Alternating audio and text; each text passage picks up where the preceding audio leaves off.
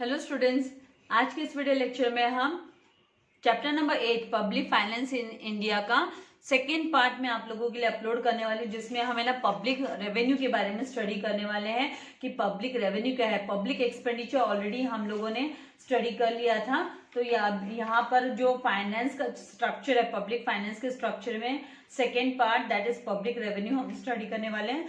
तो इसका explanation start करने से पहले मैं आपसे रिक्वेस्ट करूंगी कि अगर अभी तक आपने मेरे चैनल को सब्सक्राइब नहीं किया तो चैनल को सब्सक्राइब कीजिए एंड बेल आइकन बटन को प्रेस कीजिए ताकि आपको लेटेस्ट वीडियो के नोटिफिकेशंस मिलते रहे। एंड वीडियो को लाइक एंड शेयर कीजिएगा। Dear students, public revenue, revenue का मतलब होता है इनकम। हम अकाउंट्स में भी स्टडी करते हैं भाई, रेवेन्यू मतलब इनकम। तो जो रेवेन्यू है, पब्लिक से जो रेवेन्यू रिसीव होती है, पब्लिक से जो इनकम होती है, मतलब पब्लिक बोले तो एग्रीगेट, टोटल सब लोगों से, पर्टिकुलर कंट्री की सारी जो पब्लिक है उनसे जो इनकम रिसीव होती है वो टोटल इनकम हो गई। तो यहाँ पर पब्लिक रेवेन्यू का मतलब है द एग्रीगेट का मतलब होता है टोटल, कलेक्शन मतलब कलेक्ट करना, जमा करना, कलेक्ट करना of income, aggregate collection of income with the government through various sources, अलग अलग सोर्सेज से है ना, गवर्नमेंट है ना जो इनकम कलेक्ट करती है, इनकम का कलेक्शन करती है अलग अलग सोर्सेज से, दैट इज पब्लिक रेवेन्यू। उसको हम पब्लिक रेवेन्यू बोलते हैं। Now public revenue holds the permanent position, इसकी है ना परमानेंट पोजीशन है, फिक्स पोजीशन है in the study of public finance. जब पब्लिक फाइनेंस की स्टडी की जाती है तो इसमें ये है ना, इसकी जो पोजीशन है, इसका जो स्टेटस है वो परमानेंट स्टेटस है, फिक्स्ड स्टेटस है, which is part of study of economics, जो कि है ना इकोनॉमिक्स की स्टडी का एक पार्ट है। Public finance is a part of a economic study. Now दस इसीलिए ये जरूरी हो जाता है कि आप पब्लिक फाइनेंस को, जो पब्लिक फाइनेंस है, जो पब्लिक रेवेन्यू है, जब वो अराइज होती है, नेसेसिटी कब पड़ती है, कब उसकी जरूरत पड़ती है, तो है ना इसकी जरूरत, पब्लिक रेवेन्यू की जरूरत कब पड़ती है। आप सोचिए भाई, हमको इनकम क्यों चाहिए, क्यों हमको इनकम चाहिए, क्यों हमको रेवेन्यू चाहिए। अरे भाई, जब हमको खर्चे करने हैं, जब है ना खर्चे अराइज होते हैं, एक्सपेंडिचर्स अराइज होते हैं, एक्सपेंडिचर मतलब खर्चा, राइट, एक्सपेंडिचर मतलब एक्सपेंसेस, खर्चा। तो जब पब्लिक एक्सपेंडिचर्स अराइज होते हैं तो उसके लिए फिर पब्लिक रेवेन्यू की भी जनरेट हो जाती है, उसकी भी जरूरत पड़ती है, नेसेसिटी हो जाती है, इट बिकम्स नेसेसरी। ये बहुत जरूरी हो जाता है कि भाई आप है ना पब्लिक एक्सपेंडिचर को है ना कॉप अप करने के लिए, आप उसकी पब्लिक एक्सपेंडिचर को मैनेज करने के लिए, बैलेंस करने के लिए आपको है ना नेसेसरीली आपको पब्लिक रेवेन्यू भी अराइज करनी पड़ेगी, जनरेट करनी पड़ेगी। तो यहाँ पर है ना दो मेन सोर्सेस है, हम मेन सोर्सेस स्टडी करने वाले हैं पब्लिक रेवेन्यू के, कि कहाँ से पब्लिक रेवेन्यू हम अराइज कर सकते हैं, जनरेट कर सकते हैं। मतलब एक पर्टिकुलर कंट्री की गवर्नमेंट कहाँ से पब्लिक रेवेन्यू को जनरेट कर सकती है। तो दो सोर्सेस है। तो यहाँ पर सोर्सेस ऑफ पब्लिक रेवेन्यू, जिसमें हम taxes and non tax revenue study करने वाले हैं। Taxes and non tax revenue हम स्टडी करने वाले हैं। तो सबसे पहले टैक्सेस का मतलब क्या है, तो टैक्सेस का मतलब क्या है, तो अकॉर्डिंग टू यहाँ पर हम स्टडी करेंगे भाई है ना, प्रोफेसर टॉसिंग का कहना है, प्रोफेसर टॉसिक का कहना है कि द एसेंस ऑफ टैक्स, जो टैक्स का जो टैक्स है as distinguish from other charges, उसको हम है ना दूसरे चार्जेस से इसको अलग मानते हैं by the government. It is a different, it is something different, tax is different, it is distinguish, it is different from other charges by the government. जैसे कि गवर्नमेंट अदर चार्जेस भी लेती है ना, जैसे पेनल्टीज हुई, गवर्नमेंट कोई भी है ना चार्जेस लेवी करती है, राइट, स्टैम्प ड्यूटी चार्जेस हुए। तो ये जो टैक्स है ये अलग है, उससे अलग है। Is the absence of direct, यहाँ पे यहाँ पे direct between the tax payer and the public authority के बीच में यहाँ पे डायरेक्ट ये जो कॉन्टेक्ट है कि भाई वो रिटर्न दे, वैसा नहीं होता कि ये डायरेक्टली वापस इनको है ना डायरेक्टली इसका बेनिफिट है ना गवर्नमेंट है ना डायरेक्टली पर्सन को इसका बेनिफिट दे, ऐसा नहीं है। टैक्स में इसका है ना पब्लिक एक्सपेंडिचर्स की वजह से टैक्स है ना ये लिया जाता है। तो यहाँ पे ना डायरेक्टली है ना गवर्नमेंट इसका बेनिफिट डायरेक्ट नहीं दिखाई देता कि गवर्नमेंट हमको क्या बेनिफिट दे रही है। गवर्नमेंट बस टैक्स का कलेक्शन करती है पब्लिक एक्सपेंडिचर्स को मीट करने के लिए और फुलफिल करने के लिए। Now according to professor Seligman, उनका क्या कहना है, सेलिगमैन का कहना है कि a tax is a compulsory contribution हो गया। ये है ना कंपल्सरी कंट्रीब्यूशन है जो कि है ना हर पर्सन को करना पड़ता है कंट्री के, from the person to the government. Government को ये है ना कंट्रीब्यूशन देना ही पड़ता है without reference to special benefits conferred, कि इसके बदले में गवर्नमेंट आपको कोई स्पेशल बेनिफिट्स डायरेक्टली देने वाली है, ऐसा नहीं है। नाउ अ tax possesses following essential characteristics, मतलब इसके फीचर्स क्या है, एसेंशियल फीचर्स क्या है, कैरेक्टरिस्टिक्स क्या है tax.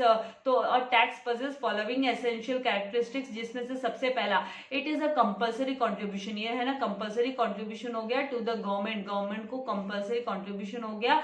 And every citizen of the country, हर एक जो बंदा है कंट्री में रहने वाला जो बंदा है उस वो है ना लीगली वो बाउंड है, मतलब वो लीगली वो बाध्य है, वो उससे बंधा हुआ है कि उसे टैक्स पे करना पड़ेगा जो इम्पोज किया जाएगा उसके ऊपर। तो legally bound to pay the tax imposed upon him, जो भी टैक्स उस पे, जैसे वेल्थ टैक्स हुआ, प्रॉपर्टी टैक्स हुआ, तो उसको वो टैक्स देना ही पड़ेगा। Now it is a major source of revenue, और ये जो टैक्स है वो है ना सबसे बड़ा सोर्स होता है रेवेन्यू का गवर्नमेंट के लिए, क्योंकि गवर्नमेंट को पब्लिक एक्सपेंडिचर्स करने के लिए, जैसे हम लोगों ने ना प्रीवियस जो वीडियो में है, अगर आपने वो वीडियो लेक्चर नहीं देखा तो वो वीडियो लेक्चर देखिएगा, जिसमें हमने ना reasons for growth of public expenditure, public expenditure क्यों बढ़ गए, तो पब्लिक एक्सपेंडिचर बढ़ गए तभी तो हमको है ना रेवेन्यू की भी जरूरत पड़ रही है। तो ये मेजर सोर्स है रेवेन्यू का गवर्नमेंट के लिए। एंड इफ एनी पर्सन, अगर कोई भी पर्सन अगर मना करता है कि भाई टैक्स नहीं पे करेगा, तो है ना उसे गवर्नमेंट है ना पनिश कर सकती है। इसे तो बोलते हैं ना टैक्स पे करना जरूरी है, ये मेजर सोर्स है गवर्नमेंट के लिए। तो क्योंकि हमको इंफ्रास्ट्रक्चर फैसिलिटीज चाहिए, हमको बहुत सारे फैसिलिटीज, पब्लिक फैसिलिटीज चाहिए, तो जिसके लिए गवर्नमेंट के पास पैसा कहाँ से आएगा, गवर्नमेंट के पास क्या झाड़ लगा है पैसे का, गवर्नमेंट पैसा वो कलेक्ट करेगी, पब्लिक से ही कलेक्ट करेगी। Now tax is paid by tax payer, इसको टैक्स पेयर पे करता है ताकि वो है ना गवर्नमेंट टू एनेबल, गवर्नमेंट को हेल्प करता है एक तरीके से, ताकि गवर्नमेंट है ना एक्सपेंडिचर्स कर सके सोसाइटीज में, कंट्री में एक्सपेंडिचर्स कर सके, जिसका कॉमनली सबको बेनिफिट मिलेगा, इंडिविजुअली नहीं मिलेगा। यहाँ पर कॉमन इंटरेस्ट, सबके फायदे को देखते हुए, सबके इंटरेस्ट के लिए गवर्नमेंट काम करेगी। जो रोड बनती है, आप ये नहीं बोल सकते भाई ये रोड पे, इस रोड के इस कॉर्नर से मैं नहीं चल रहा हूं तो ये रोड का टैक्स मैं क्यों पे करूं, राइट। तो पब्लिक एक्सपेंडिचर्स के लिए है ना टैक्स पेयर को टैक्स पे करना कंपल्सरी हो जाता है, इज अ बाउंड टू पे, every person is bound to pay. Now third one, the tax of the payment of a tax, जो पेमेंट है टैक्स का बाय अ पर्सन जो पेमेंट करता है, does not entitle to him to receive any direct, उसको उसका कोई direct या प्रोपोर्शनेट बेनिफिट्स नहीं मिलेगा, और सर्विसेज फ्रॉम द गवर्नमेंट, या डायरेक्ट उसको कोई सर्विसेज गवर्नमेंट से नहीं मिलने वाली in return for the tax, tax के रिटर्न में कोई डायरेक्ट सर्विसेज नहीं मिलेगी। हाँ, कॉमन इंटरेस्ट के लिए गवर्नमेंट काम करेगी, वो पैसे को है ना कॉमन इंटरेस्ट के लिए, सोसाइटी में वेलफेयर के लिए, for the welfare of everyone government उसको यूटिलाइज करेगी। Now tax is imposed on income, ये इनकम पर होता है, प्रॉपर्टी पर होता है, एंड कमोडिटीज एंड सर्विसेज पे भी टैक्स इम्पोज किया जाता है। नाउ यहाँ पर है ना ये यू शुड नो आप लोगों को सेल्फ स्टडी के लिए, लेकिन मैं आप लोगों को एक गो थ्रू करवा देती हूँ इन पॉइंट्स को लेकर। अगर आप ऐसे टेक्स्ट बुक रीडिंग नहीं कर रहे हो तो एटलीस्ट मेरा वीडियो सुनकर एक बार आपको एक जनरल नॉलेज तो हो जाए इकोनॉमिक्स के बारे में। तो यहाँ पे कैनन्स ऑफ टैक्सेशन, मतलब प्रिंसिपल्स ऑफ टैक्सेशन हम स्टडी करने वाले हैं, जो कि है ना एडम स्मिथ है, ये मॉडर्न इकोनॉमिक्स के फाउंडर है, और इन्होंने ना 4 कैनन्स ऑफ टैक्सेशन, 4 प्रिंसिपल्स उन्होंने ना लेकर आए टैक्सेशन के। तो यहाँ पे सबसे पहला प्रिंसिपल है कि इक्विटी और इक्वालिटी। तो इन्होंने सजेस्ट किया कि that every person will pay tax, no doubt, no problem, हर एक बंदा टैक्स पे करेगा, लेकिन अपनी एबिलिटी के हिसाब से करेगा। उसका जो टैक्स पे प्रोपोर्शन होगा टैक्स पे करने का, that will be his capability, ability to pay the tax, उसकी एबिलिटी के हिसाब से होगा, उसकी ताकत के हिसाब से होगा। इसका सिंपल साधारण मतलब ये है कि भाई रिच लोग हैं, जो rich people should pay more tax, वो लोग है ना ज्यादा टैक्स पे करेंगे कंपेयर टू द पुअर के कंपेयर में रिच लोग ज्यादा टैक्स पे करेंगे। Now second, canon of certainty. तो यहाँ पे अकॉर्डिंग टू स्मिथ का कहना है कि टैक्स पेयर को पता होना चाहिए भाई एडवांस में कि उसको कितना टैक्स पे करना है, कितना उसको पे करना है, how much tax he has to pay, उसको कितना टैक्स पे करना है। तभी तो देखिए एडवांस में ना टैक्स के की जो सीलिंग दी होती है, स्लैब्स दिए होते हैं, भाई कितने टैक्स है ना, कौन सा बंदा कितने टैक्स की कैटेगरी में आता है। तो ये स्लैब्स आप लोगों ने मैथ्स में भी, फाइनेंशियल प्लानिंग में स्टडी किया है आपने 9th-10th स्टैंडर्ड में, right. Now at what time he has to pay the tax, और कब उसे टैक्स पे करना पड़ेगा, तो वो डेट भी पता होना चाहिए, सर्टेनिटी होनी चाहिए ना। ऐसे कभी भी गवर्नमेंट आकर नहीं बोल सकती लाओ टैक्स दो, तो वो तो पेनल्टी हो जाती है, राइट। तो is and in what form the tax is to be paid, और कौन से फॉर्म में गवर्नमेंट को टैक्स दिया जाएगा। तो ये सारे के सारे डिटेल्स है ना गवर्नमेंट को बतानी जरूरी होती है, वेल इन एडवांस है ना, वो इन्फॉर्म करना जरूरी होता है टैक्स पेयर्स को। नाउ कैनन ऑफ कन्वीनियंस, तो कन्वीनियंस की बात करेंगे तो अकॉर्डिंग टू स्मिथ, स्मिथ का क्या कहना है, स्मिथ का कहना है कि ये प्रिंसिपल बोलता है कि every tax should be levied in such manner, tax इस तरीके से, इस मैनर में होना चाहिए कि उसका जो टाइम है एंड उसका at such time that it becomes convenient to the taxpayer. तो ये जो टैक्स है ना टैक्स पेयर के लिए कन्वीनियंट हो सके, तो इसकी जो समय सीमा है, समय है, और ये जो टैक्स करने का समय, टैक्स पे करने का समय, और किस तरीके से ये किस मैनर में ये टैक्स लेविड होगा, मतलब इम्पोज होगा, लेविड मतलब इम्पोज होगा टैक्स पेयर पे, तो उसका भी है ना कन्वीनियंस होना चाहिए, वो टैक्स पेयर के लिए कन्वीनियंट होना चाहिए। अभी देखिए ना लॉकडाउन के पीरियड में है ना गवर्नमेंट है ना जो टैक्स पे करने की जो डेट्स है उनको है ना उन्होंने है ना पोस्टपोन करके अब वो दिसंबर तक कर दिए। तो यहाँ पे है ना एक कन्वीनियंस मिल गया टैक्स पेयर्स को, क्योंकि सबकी जो अर्निंग है वो काफी लो डाउन हो गई, इकोनॉमी भी बहुत डाउन हो गई। तो ये कन्वीनियंस के हिसाब से, टैक्स पेयर के कन्वीनियंस के हिसाब से गवर्नमेंट को सोचना जरूरी है। नाउ फोर्थ प्रिंसिपल क्या बोलता है, प्रिंसिपल ऑफ इकोनॉमी, जिसमें है ना स्मिथ का कहना है कि the cost of collection of tax, tax collection के लिए जो खर्चा है, कॉस्ट है, वो मिनिमम होना चाहिए, शुड बी मिनिमम। तो इस क्योंकि ये अगर ज्यादा पोर्शन, मेजर पोर्शन अगर है ना टैक्स का प्रोसीड्स के लिए खर्चा हो जाएगा, अगर ज्यादा से ज्यादा टैक्स को कलेक्ट करने में खर्चा हो जाएगा, तो फिर है ना वो tax collection itself on tax उस पे ही हो जाएगा। तो अच्छे काम के लिए मतलब कुछ आगे गवर्नमेंट को कुछ है ना वेलफेयर के लिए काम करना है, सोसाइटी के लिए काम करना है, कॉमन इंटरेस्ट के लिए काम करना है लोगों के लिए, तो गवर्नमेंट कहाँ से फिर स्पेंड करेगी। इसलिए कलेक्शन का जो कॉस्ट है, कॉस्ट ऑफ टैक्स कलेक्शन, वो है ना मिनिमम होना चाहिए, कम से कम होना चाहिए। नहीं तो अगर ज्यादा होगा तो वो जो टैक्स होगा उसको हमें ना गुड टैक्स नहीं बोलेंगे, that would not be considered as good tax. तो आई होप यहाँ तक आप लोगों का कॉन्सेप्ट क्लियर हो गया है। अभी हम आगे मूव करते हैं, टाइप्स ऑफ टैक्सेस कौन से हैं। तो आज के इस वीडियो में हम टाइप्स ऑफ टैक्सेस तक कवर अप करने वाले हैं। तो यहाँ पर आगे टाइप्स ऑफ टैक्सेस में यहाँ पर 2 टाइप्स ऑफ टैक्सेस है। एक है कि direct taxes, there are 2 main types of taxes, जिसमें है direct tax and indirect tax. तो डायरेक्ट टैक्स क्या है और इनडायरेक्ट टैक्स क्या है। तो सबसे पहले यहाँ पर हम स्टडी करेंगे कि direct tax it is paid by the tax payer. इसको कौन पे करता है, तो इसको टैक्स पेयर जो है वो पे करता है। और कौन किसके ऊपर पे करता है, तो उसकी जो इनकम है, उसकी प्रॉपर्टी पे वो टैक्स है ना पे करता है। और इसका जो बर्डन है वो दूसरे को नहीं दे सकता है, टैक्स पेयर वो दूसरे को ट्रांसफर नहीं कर सकता है अपना टैक्स का burden. So the burden of tax is born by the person whom it is levied. जिसके ऊपर ये टैक्स लगाया गया है उसके ऊपर ही वो डायरेक्टली ये है ना टैक्स का बोझ आता है, वो किसी दूसरे को वो ट्रांसफर फॉरवर्ड नहीं कर सकता। तो he can not transfer the burden of the tax to others. And दूसरी बात ये है कि इसका जो इम्पैक्ट है और ये जो डायरेक्ट टैक्स फॉल होता है वो सेम पर्सन पे ही वो गिरेगा। जैसे एग्जांपल के तौर पे पर्सनल इनकम टैक्स, तो भाई पर्सन की जो इनकम टैक्स है उस पर लगेगा, तो वो ना तो अपने रिलेटिव के ऊपर ही इसको इम्पोज कर पाएगा, फॉरवर्ड कर पाएगा, ना ही वो अपने है ना जो कस्टमर्स है उनको फॉरवर्ड कर पाएगा। वेल्थ टैक्स है तो हमारी अगर वेल्थ पे टैक्स है तो हम बाजू वाले की वेल्थ पे टैक्स पे करने थोड़ा ना बोलेंगे, तो हमें है ना किसी की टैक्स पे किसी की वेल्थ पे दूसरे के वेल्थ पे टैक्स थोड़ा ना पे किया जाएगा। तो इसको ना ट्रांसफर नहीं किया जा सकता इस टैक्स को। एंड सेकेंड जो टाइप ऑफ टैक्स है वो है इनडायरेक्ट टैक्स। तो इनडायरेक्ट टैक्स में क्या होता है कि it is levied on the goods और सर्विसेज। ये गुड्स एंड सर्विसेज पे लगाया जाता है ये टैक्स।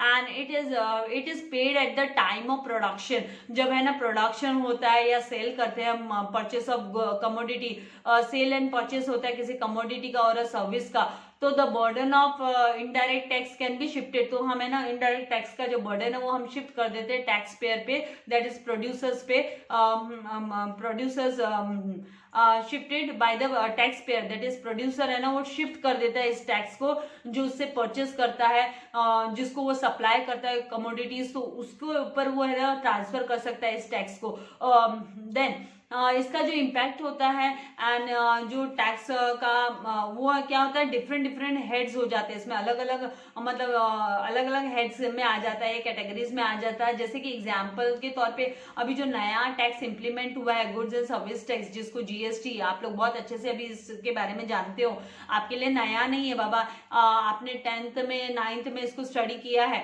तो in India it has replaced almost all indirect taxes, जितने भी इनडायरेक्ट टैक्सेस है उनको इसने रिप्लेस कर लिया है, कस्टम ड्यूटी वगैरह, तो इसने इसको रिप्लेस कर लिया है। अभी आगे हमें ना डू यू नो, यहाँ पे हम डायरेक्ट टैक्सेस को फर्दर क्लासिफाइड किया गया 3 कैटेगरीज में, डायरेक्ट टैक्सेस को फर्दर क्लासिफाई किया गया 3 कैटेगरीज में। तो पहला कैटेगरी है कि प्रोपोर्शनेट टैक्स, तो when tax is levied at the same and constant rate, same and constant fix rate पे जब टैक्स लेविड किया जाता है तो उसको हम बोलते हैं ऑल ऑन इनकम, सारे के सारे इनकम्स को, तो उसको प्रोपोर्शनल टैक्स बोला जाता है। मतलब 5%, अब 5% अगर किसी की 10 लाख का किसी का इनकम है तो 10 लाख पे 5%, किसी का है ना 20 लाख है तो 20 लाख पे 5%, तो जो रेट ऑफ टैक्स है वो कांस्टेंट एंड सेम रहेगा, तो इसको प्रोपोर्शनल टैक्स बोलते हैं। देन प्रोग्रेसिव टैक्स किसको बोलते हैं, और tax the rate of which increases with every increase in income, her increase, जितना इंक्रीज होता है इनकम उतने हर इंक्रीज पे है ना ये टैक्स लगाया जाता है, तो इसको प्रोग्रेसिव टैक्स बोला जाता है। तो इंडिया में जो है ना वो प्रोग्रेसिव टैक्स रेट सिस्टम है। देखिए आपने ना टैक्स के स्लैब्स पढ़े हैं कि भाई 5 लाख तक की इनकम पर है ना टैक्स नहीं देना है, 5 लाख से अबव इनकम होगी 5 से 25 लाख तो कितना टैक्स देना है, 5 से 10 लाख है तो कितना, तो वो रेट है ना जितना इंक्रीज होता है इनकम में उसके हिसाब से ना टैक्स की रेट इंक्रीज हो जाती है, तो उसको प्रोग्रेसिव टैक्स बोलते हैं। तो प्रोग्रेसिव टैक्स हमारी कंट्री में प्रोग्रेसिव टैक्स सिस्टम एप्लीकेबल है। नाउ नेक्स्ट यहाँ पर रिग्रेसिव टैक्स, तो रिग्रेसिव टैक्स में क्या होता है कि the larger the income of the tax payer, जितना बड़ा है ना इनकम अमाउंट होगा टैक्स पेयर का उसको उतना ही कम है ना टैक्स है ना उसके ऊपर चार्ज होगा। तो ये तो फिर बहुत बड़ा इनजस्टिस हो जाएगा, अगर हमारी कंट्री में ऐसा हो गया तो मारे गए हम तो, राइट, बिकॉज यहाँ पे जो मैक्सिमम पॉपुलेशन है वो मिडिल क्लास है, लोअर क्लास है, तो अगर है ना रिच क्लास अगर है ना ज्यादा टैक्स नहीं पे करेंगे तो फिर है ना हमारी कंट्री में जो कॉमन इंटरेस्ट वाली जो वर्क है, वेलफेयर के लिए जो काम करने वाले जो एक्सपेंडिचर्स है उसके लिए रेवेन्यू कहाँ से आएगी। तो हमारी कंट्री में जो टैक्स है वो प्रोग्रेसिव टैक्स है, जिसकी जितनी ज्यादा इनकम, जितना इंक्रीज हो रहा है इनकम में उसके अकॉर्डिंगली है ना टैक्स रेट डिफरेंट है। तो there are variations in tax rates. Now next हम पढ़ेंगे कि नॉन टैक्स रेवेन्यू सोर्सेस कौन से है। भाई और भी रेवेन्यू सोर्सेस है गवर्नमेंट के, लेकिन है ना उसको आप टैक्स नहीं बोल सकते हो, दैट इज नॉट टैक्स। तो यहाँ पे जैसे कि public revenue received by the government जो पब्लिक रेवेन्यू रिसीव करती है, एडमिनिस्ट्रेशंस जो रिसीव करते हैं, पब्लिक एंटरप्राइजेस हो गए, गिफ्ट्स एंड ग्रांट्स, इन सबको are called as non revenue, उसको हम नॉन टैक्स रेवेन्यू बोलते हैं। तो जैसे कि ये जो सोर्सेस है टैक्स के वो डिफरेंट है, अलग अलग सोर्सेस से ये टैक्स रिसीव होता है। तो इसके बारे में ब्रीफ इंफॉर्मेशन है कि कुछ सोर्सेस यहाँ पर हमारे लिए नॉलेज के लिए, कि फीस, जैसे कोई भी फीस चार्ज की कंपलसरी होती है, ये कंपलसरी है, tax is paid compulsorily without any return.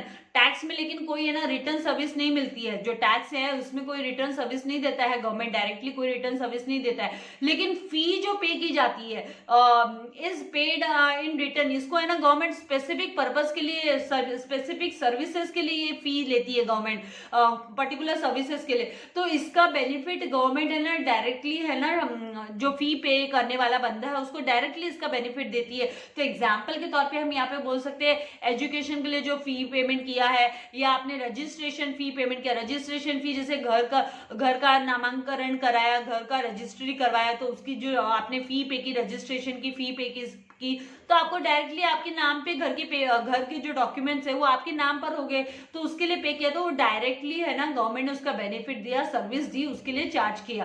तो ये नॉन टैक्स रेवेन्यू करके हम बोलेंगे। Now prices of public goods and services. तो पब्लिक गुड्स एंड सर्विसेज के लिए जो प्राइसेस है, जैसे रेलवे का फेयर हो गया, एसटी बसेस हो गई, गवर्नमेंट की जो स्टेट बसेस जो चलती है, और पोस्टल चार्जेस हो गए, तो ये सारे के सारे है ना पब्लिक गुड्स एंड सर्विसेज के लिए। ये गुड्स एंड सर्विसेज के लिए गवर्नमेंट है ना प्राइसेस चार्ज करती है। तो यहाँ पे जो मॉडर्न गवर्नमेंट है वो बहुत सारे types of commodities and services sale करती है सिटीजन्स को, और उनके कॉमन बेनिफिट के लिए गवर्नमेंट है ना prices a payment made by the citizen.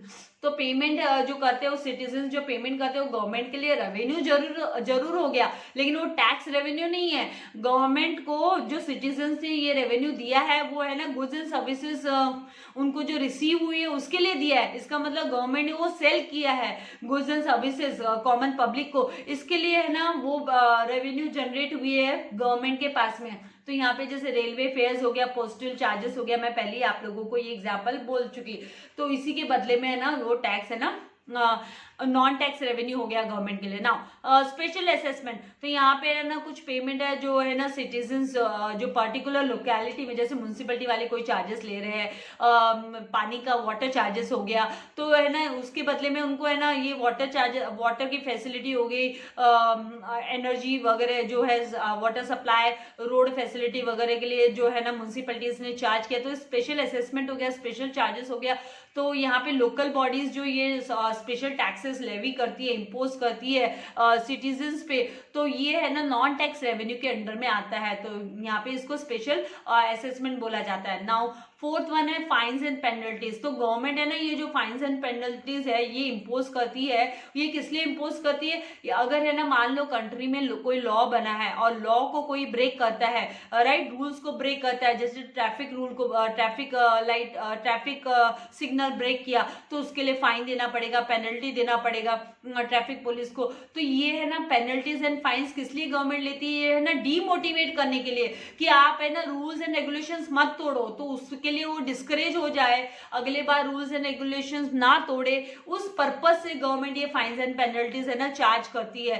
तो ये जो है ना ये जो रूल्स एंड रेगुलेशन जो फ्रेम किए जाते हैं गवर्नमेंट के द्वारा, ताकि है ना कोई भी रूल को ब्रेक ना करे, वायलेट नहीं करे, इसके लिए फाइन एंड पेनल्टीज जो चार्ज करती है। तो जैसे एग्जाम्पल के तौर पे फाइन्स फॉर, ये जो फाइन है for violating the traffic rules हो गया, या है ना अभी जैसे मास्क नहीं लगा रहे हैं कहाँ पे, तो मास्क नहीं लगा रहे तो उसके लिए चार्जेस कर रहे हैं ताकि मास्क लगाए। तो ये है ना मेन सोर्स नहीं हुआ गवर्नमेंट को, ये कोई रेवेन्यू का मेन सोर्स नहीं है, खाली छोटा सा स्मॉल रेवेन्यू यहाँ पे से इनकम जनरेट होती है गवर्नमेंट को। Now gifts, grants and donations हो गए। तो गवर्नमेंट है ना सम इनकम अर्न करती है जो कि है ना गवर्नमेंट को as a gift, grants and donations के रूप में मिलती है। जब कोई है ना disaster takes place in the country, तो गवर्नमेंट को है ना फॉरेन कंट्रीज से भी, फॉरेन गवर्नमेंट से भी है ना हेल्प मिलती है, डोनेशंस रिसीव होता है, गिफ्ट्स रिसीव होता है for general and specific purpose के लिए, एंड फॉरेन की हेल्प भी मिलती है, एज वेल एज है ना कंट्री में भी कुछ बहुत रिच क्लास होते हैं, वो डोनेशंस एंड ग्रांट्स है ना अवेल करके देते हैं। जैसे है ना फ्लड आ गया, ड्रॉट हो गया, तो उस समय पर है ना ये जो है ना सोर्स ऑफ रेवेन्यू है ये अनसर्टेन है, ये कोई फिक्स्ड इन नेचर नहीं है, इसीलिए ये है ना नॉन टैक्स रेवेन्यू सोर्सेस हो गया। देन स्पेशल लेवीज की बात करें हम, तो this is levied on those commodities, ये वो कमोडिटीज पे लेवी किया जाता है जैसे कि the consumption of which is harmful to the health, जो कि हेल्थ के लिए एंड सिटीजन्स के वेलबींग के लिए, हेल्थ एंड वेलबींग के लिए जो है ये है ना लेवी किया जाता है ये टैक्स। तो ये कौन सी चीज कंज्यूम करने पे हम सब जानते हैं भाई, सिगरेट पियेंगे, ड्रिंक्स लेंगे, तो इनके ऊपर टैक्स लगाएंगे तो कम से कम डीमोटिवेट होगी पब्लिक, कम कंजम्पशन करेगी। तो लाइक फाइन्स एंड पेनल्टीज ये जो चार्ज की जाती है ये इनकम अर्न करने के लिए नहीं, बल्कि ना डीमोटिवेट करने के लिए। आप लोग देखो मूवीज देखते होंगे, तो मूवीज देखते हैं आप थिएटर्स में जाते हैं, मूवीज में सबसे पहले consumption of tobacco is injurious to health, ये सारे एडवर्टीजमेंट्स दिखाए जाते हैं, राइट। और इन पे फाइन वगैरह गवर्नमेंट लेती है, तो क्यों लेती है? इसीलिए लेती है ताकि लोग इसका कंजम्पशन ना करें। तो ये है ना इसका मेन गवर्नमेंट की रेवेन्यू का मेन सोर्स नहीं है, ये मेजर सोर्स नहीं है। नाउ जैसे नेक्स्ट है यहाँ पे बोरोइंग्स, तो गवर्नमेंट उधार लेती है किसी भी पर्पस, स्पेसिफिक पर्पस को फुलफिल करने के लिए, तो government can borrow from the people, people से बोरो कर सकती है। तो ये कैसे बोरो करती है गवर्नमेंट, तो जो एसपी वाले स्टूडेंट है उनको भी ये पता है कि भाई डिपॉजिट्स, जो पब्लिक डिपॉजिट्स होते हैं ना, गवर्नमेंट इशू करती है मार्केट में, और जो पब्लिक है वो उसमें ना अपना पैसा इन्वेस्ट करते हैं, तो गवर्नमेंट को की बोरोइंग हो गई, बॉन्ड्स हो गई, तो ये है ना एक तरीके का लोन हो गया जो गवर्नमेंट है ना फॉरेन गवर्नमेंट से भी रिसीव होता है गवर्नमेंट को इस तरीके का loan, foreign organisations and government से, जैसे इंटरनेशनल मॉनेटरी फंड IMF मतलब इंटरनेशनल मॉनेटरी फंड हो गया, वर्ल्ड बैंक से रिसीव हो गया। तो ये जो लोन है it becomes more and more popular source of revenue, ये है ना ज्यादा से ज्यादा सोर्स बन जाता है रेवेन्यू का गवर्नमेंट के लिए इन मॉडर्न टाइम्स, मॉडर्न समय में। तो इस तरीके से है ना आप लोगों को ये जो है स्टडी करना है कि भाई नॉन रेवेन्यू सोर्सेज कौन से हैं, revenue non tax revenue sources कौन से हैं। इसके बाद में यहाँ पे है ना जीएसटी के बारे में दिया हुआ है, तो इन शॉर्ट में हम क्विकली ये जीएसटी का भी कवर अप कर लेते हैं। जैसे हम सभी जानते हैं 1 जुलाई 2017 को गवर्नमेंट ने, हमारे इंडिया में गवर्नमेंट ने है ना इफेक्ट में लाया था, इम्प्लीमेंट किया था GST, that is goods and service tax. And ये किसने प्रपोज किया था, तो कैलकटा टास्क फोर्स ने इम्प्लीमेंट किया, physical responsibility and budget management FRBM act के तहत इन जुलाई 2004। एंड यहाँ पे द 101 अमेंडमेंट जो कॉन्स्टिट्यूशन में एक्ट है 2016 का अमेंडमेंट एक्ट है, उसमें है ना जीएसटी है ना वो it will be comprising of ये जो GSTC है जो काउंसिल है, जिसके अंदर है ना union finance minister, the minister of state revenue होगा, finance ministers of each state, हर एक स्टेट का फाइनेंस मिनिस्टर्स जो उनको एम्पावरमेंट मिला उस काउंसिल को कि वो है ना उनकी रिकमेंडेशन से ही ये जीएसटी रेट्स है ना फिक्स हुए, फाइनलाइज हुए, और किस किस गुड्स पे एग्जाम्पशंस मिलेंगे, मतलब छूट मिलेगी, और है ना जो टैक्स का थ्रेशोल्ड मतलब सीलिंग्स क्या होंगे। तो ये सारे के सारे ये जो कमिटी मेंबर्स है, कमिटी जो काउंसिल है, मतलब ये जो काउंसिल है, काउंसिल का नाम क्या है, goods and service tax council GSTC, जिसमें क्या है ना union finance minister and the ministry of state revenue and जो फाइनेंस मिनिस्टर हर एक स्टेट के, उन्होंने सबने मिलकर उनकी बैठक हुई, और उस बैठक में ये सारे डिसाइड हुए कि जीएसटी के रेट वगैरह क्या होंगे, फाइनलाइज हुए। तो ये जीएसटी है, ये डिफरेंट है, एक्साइज एंड सेल्स टैक्स से डिफरेंट है। एंड ये सिंगल स्टेज लेवी बोल सकते हैं हम इसको, कि जो कि मैन्युफैक्चरर और सेलर पे के प्रोडक्ट्स पे single one tax one revenue, one nation one tax वाली पॉलिसी है ये। एंड ये सारे के सारे टैक्सेस को कॉम्प्रिहेंसिव टैक्स क्यों बोला जाता है इसको, क्योंकि ये है ना सारे के सारे नेशन में जितने भी टैक्सेस हैं उन सबको इसने कवर कर लिया, कवरेज कर लिया उन सबका। एंड जीएसटी ने रिप्लेस किया, GST would replace the following taxes, जो कौन कौन से टैक्सेस को इसने रिप्लेस किया, तो central excise duty, service tax, additional duties, customs of customs, then state value added tax हो गया, एंट्री टैक्स हो गया, एंटरटेनमेंट टैक्स हो गया। तो इन सब टैक्सेस को इसने ना मर्ज कर लिया, इन सबको मिक्सअप कर लिया, इसीलिए इसको कॉम्प्रिहेंसिव टैक्स भी बोला जाता है। Then central goods and services tax जो CGST है, आप सभी जानते हैं कि state goods and services tax SGST जो 50% स्टेट गवर्नमेंट के पास, 50% है ना सेंट्रल गवर्नमेंट के पास टैक्स का रेवेन्यू है ना रिसीव होता है गुड्स एंड सर्विस टैक्स का। तो it is a tax levied और ऑन इंटर स्टेट सप्लाईज के ऊपर ये टैक्स लगाया जाता है बाय द सेंट्रल गवर्नमेंट। तो यहाँ पे इसको GST एक्ट के तहत में ये गवर्नमेंट को रिसीव होता है। And state goods and services tax SGST, this tax is distributed by, ये है ना स्टेट गवर्नमेंट रिसीव करती है गुड्स एंड सर्विसेज पे, which is consume not by the state in which these goods are manufactured. ये ऐसा नहीं है कि उस पर्टिकुलर स्टेट में गुड्स मैन्युफैक्चर होंगे खाली उसी को कंज्यूम करने पे, अदर स्टेट के गुड्स पे भी ये लगता है।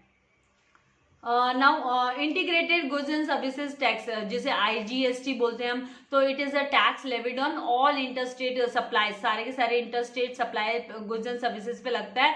Which will be govern by, जिसे ना IGST एक्ट है ना गवर्न करेगा। Now compensation part, it is for the loss of expected income, जो लॉस है, जो एक्सपेक्टेड इनकम है उसका लॉस है on the part of state governments, तो दैट इज कंपनसेशन पार्ट हो गया। तो एक्सपेक्टेड बेनिफिट्स क्या है, जीएसटी के बेनिफिट्स क्या है, तो creation of unified common national market of for India, तो कॉमन ये है ना इंटीग्रेटेड नेशनल मार्केट हो गया इंडिया का, इसने क्रिएट कर दिया।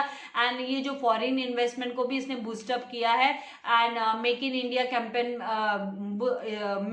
कैंपेन को भी इसने बूस्टअप किया है। Now harmonisation of laws, law and procedures and जो रेट्स ऑफ टैक्सेस है वो सबको इसने स्मूथ प्रोसीजर कर दिया है। Then boost up export and manufacturing activities को भी बूस्टअप किया है। देन इंप्रूव किया है ओवरऑल जो इन्वेस्टमेंट क्लाइमेट है हमारी जो कंट्री में, उसको भी इसने क्या इंप्रूव किया है, स्टेबिलाईज किया। देन इसने सिंप्लीफाई कर दिया टैक्स सिस्टम को, कंट्री में टैक्स सिस्टम को, one nation one tax policy हो गई एक तरीके से, राइट। और फाइनल प्राइस ऑफ गुड्स में भी रिडक्शन, जो इसके फाइनल प्राइस है उसमें भी रिडक्शन आ गया, क्योंकि बार बार टैक्स लगता था वो बंद हो गया। एंड इंडस्ट्रियल सेक्टर में भी इसने है ना उसको भी स्ट्रॉन्ग किया है, बूस्टअप किया है। एंड ये है ना एम्प्लॉयमेंट जनरेशन का काम कर रहा है, ताकि ना जो गरीबी है वो इरेडिकेट हो जाए, रिमूव हो जाए, एंड ना ज़्यादा से ज़्यादा फाइनेंशियल सोर्सेस है ना, मोर फाइनेंशियल रिसोर्सेस है वो जनरेट हो सके।